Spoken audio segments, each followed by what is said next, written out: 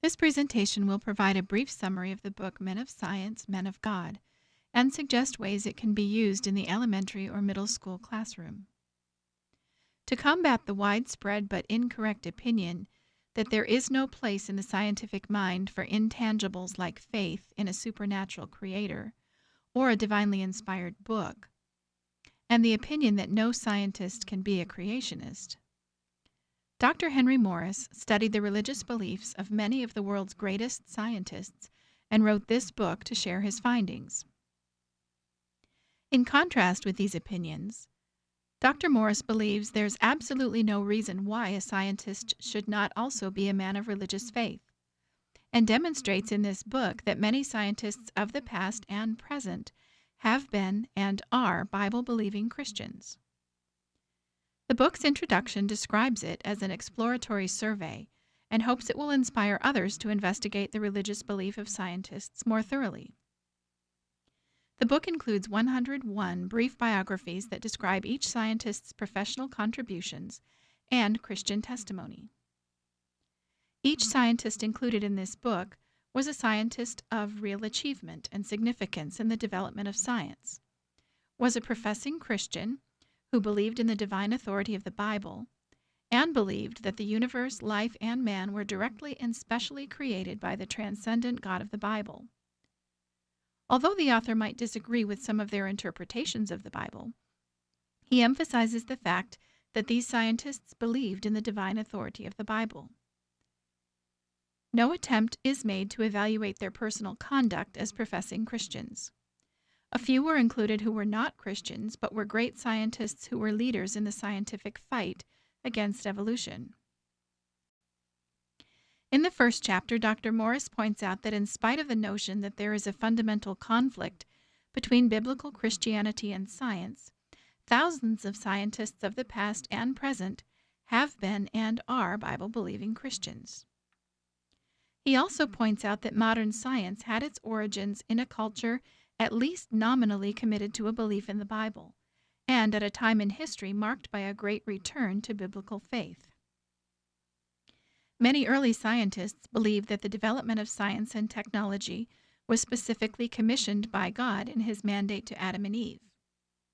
Kepler and others have maintained that studying the world and its processes is merely thinking God's thoughts after him. One of the most compelling chapters in Men of Science, Men of God is Chapter 3, which describes the belief of many founders of science.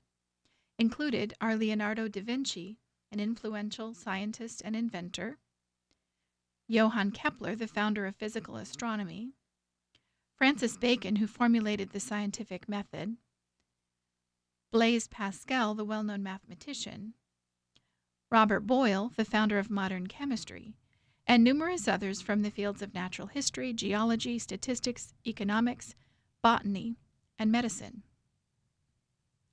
Successive chapters list and describe believing scientists from these historical periods.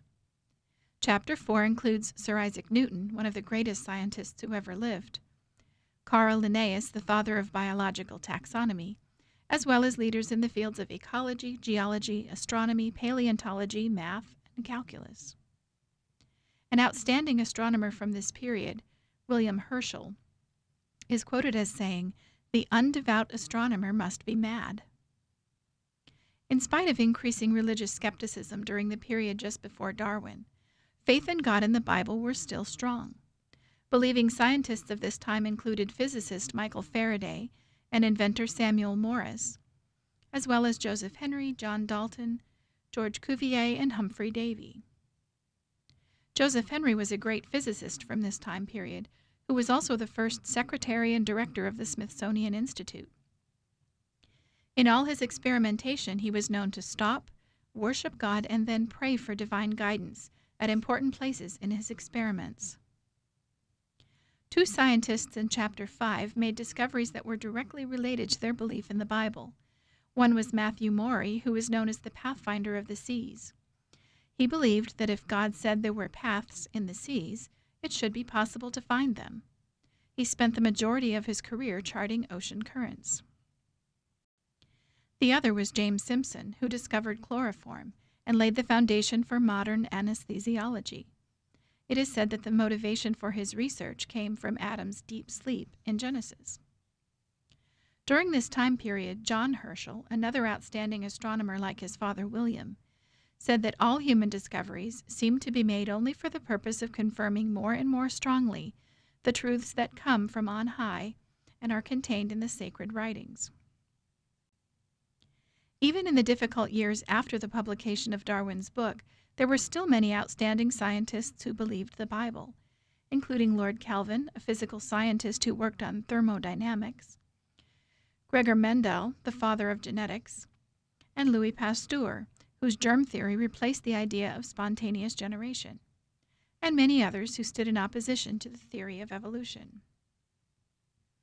Included in Chapter 6 is a description of the Declaration of Students of the Natural and Physical Scientists that was signed in 1864 by 717 scientists.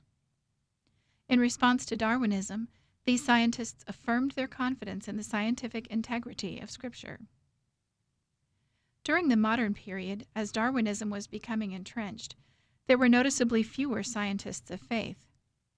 These included William Ramsay, who studied radioactive decay and was the co-discoverer of argon and other inert gases, and Wernher von Braun, a German rocket scientist during World War II, who migrated to the United States after the war and became the director of NASA. Chapter 8 doesn't attempt to include biographies of scientists who are still living, but describes a dramatic revival of creationism. In addition to dozens of creationist organizations, there are now thousands of Bible-believing scientists today who are proposing creation as a serious scientific alternative to evolution. The appendix contains over 40 of the 101 scientists from the book, listed in chronological order along with their discipline, discovery, invention, or contribution. The index contains all scientists from the book, listed in alphabetical order with page numbers. There are lots of ways that the compatibility of science and faith can be emphasized in your classroom all year long. The next few slides contain suggestions for a kickoff project, ideas to use throughout the year, and ways to incorporate this topic into a year-end science fair.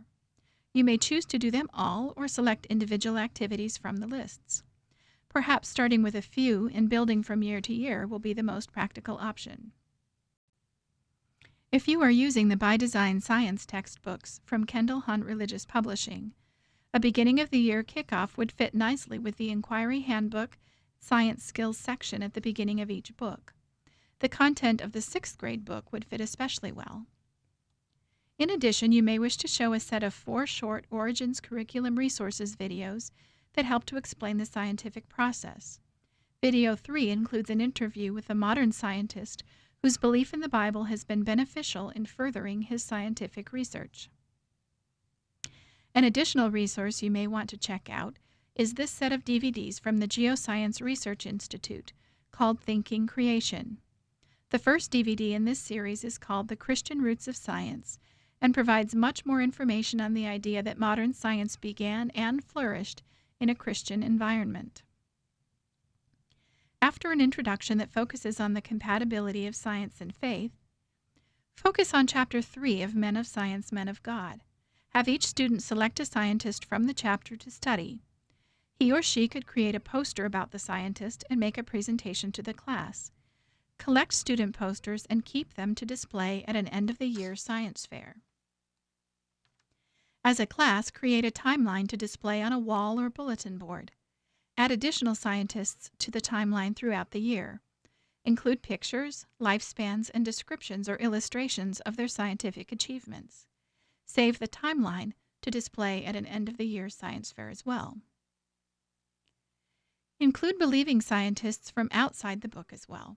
In addition to the scientists that are featured throughout the By Design textbooks, the book In 6 Days contains 50 PhD scientists who believe in creation that could be included. From the remaining chapters of the book, read about one scientist per day, perhaps after lunch or at the beginning of science class, or invest in multiple copies for students to read independently. As you work your way through the rest of the book, keep track of which scientists would fit best into the 4 different units: life science, human body, earth and space science, or physical science. Then another year you can read each biography during the unit where it fits best. Invite a Christian Scientist to speak to your class. Have students explore the websites of creationist organizations like those mentioned in Chapter 8 to learn about scientists who believe. Be sure to include these: the Geoscience Research Institute, which is staffed by Seventh-day Adventist scientists, the Discovery Institute, the Institute for Creation Research, which includes a whole section of Man of Science, Man of God features, and Answers in Genesis. Once a month, show a video featuring scientists who believe in creation in the Bible. A great source for these kinds of videos is Illustra Media, which has made The Privileged Planet, Metamorphosis, Unlocking the Mystery of Life, and Flight, the Genius of Birds. Near the end of the year, have a science fair. On a prominent wall, display the class timeline created throughout the school year. Beside their regular science fair projects, have each student display the poster he or she created about an individual scientist at the beginning of the year. Begin the science fair with a short worship program that includes music and readings related to God's creation. Consider dividing students into groups to find music, scripture, beautiful pictures, and meaningful quotes from famous Christian scientists that would go with the 4 science units: life science, human body, earth and space science, and physical science. Quotes could be read by students dressed up as the scientist who made the statement. Consider creating a responsive reading to get the audience involved. Without belaboring the point, weave science and the worship of God together.